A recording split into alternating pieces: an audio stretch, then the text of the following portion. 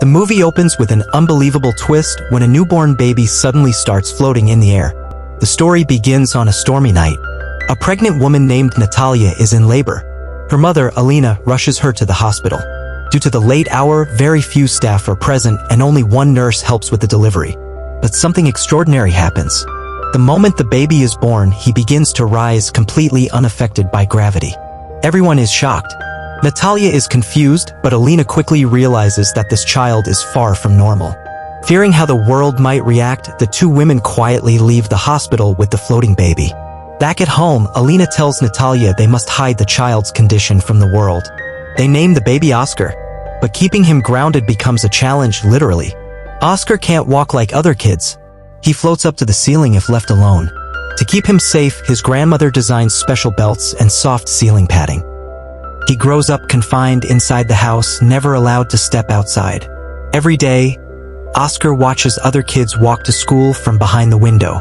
He wonders why he can't be like them, but his questions go unanswered. One day, Oscar tries to escape through the window, but Alina catches him. She shuts all the windows tight. Natalia, seeing Oscar's sadness, decides to take a risk.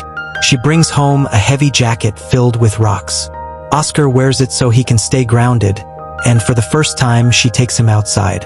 At a local store, Oscar accidentally bumps into a girl named Agata, making her drop her things.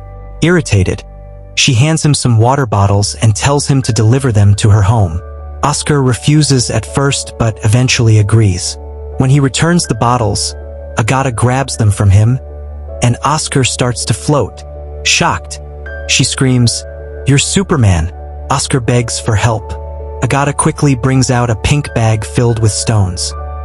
Oscar uses them to weigh himself down and lands safely. They become fast friends.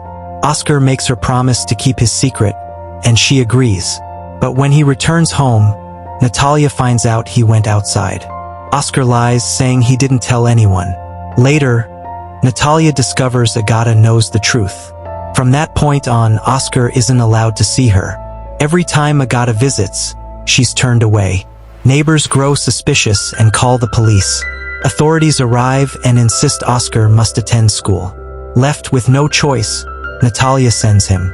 But they soon realize Oscar isn't meant for a normal life. The family quietly moves to a remote area, far from curious eyes. Years pass. Oscar grows up. His grandmother passes away, and his mother grows old.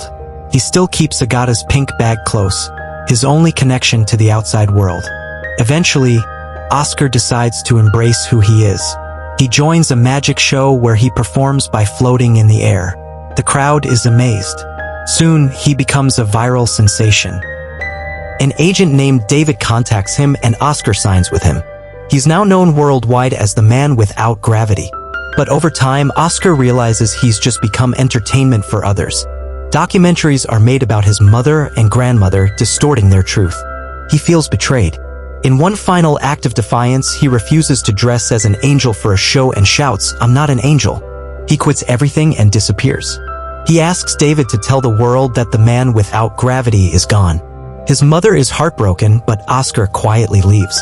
Years later, Oscar is living a hidden life in a distant city. He's grown a beard and uses a wheelchair to hide his identity. He works as a hotel receptionist. One day, Agata checks into the hotel and immediately recognizes him because of the pink bag. They reconnect, fall in love, and eventually get married. Together, they return to the house where it all began.